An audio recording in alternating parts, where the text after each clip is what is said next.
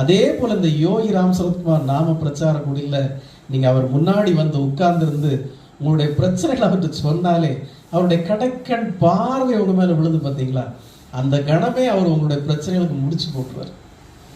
ஆனா அதை எப்ப வெட்டணுமோ அப்ப வெட்டி விட்டுருவார். இந்த நம்பிக்கை உங்களுக்கு இருக்கணும்.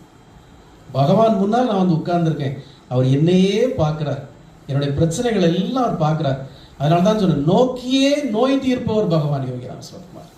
நீங்க பிரச்சனைகளை சொல்லணும்னு கூட வேண்டாம், நீங்க அழணும்னு கூட வேண்டாம். நீங்க அழணும். அழுறது எப்படின்னா நன்றிக்காக அழணும். பகவானே எனக்கு இந்த காரியத்தை செய்து தந்தீங்களே, இதற்கு நான் 1000 ஜென்மத்தில் நான் உங்களை நன்றி கடன் பட்டிருக்கேன். அந்த நன்றி உணர்வுல நீங்க அழணுமே ஒழிய எனக்கு இவ்வளவு பிரச்சனையா இருக்கு நீங்க அழவே தேவையில்லை. பகவான் அவர் முன்னாடி நீங்க வந்து இருந்தாலே அவருடைய கடைக்கண் பார்வைக்காக தான் நீங்க வந்து இருக்கீங்க. அதுக்காக தான் நான் உங்கள்கிட்ட கெஞ்சி கேட்கறது, வராம இருக்காதீங்க.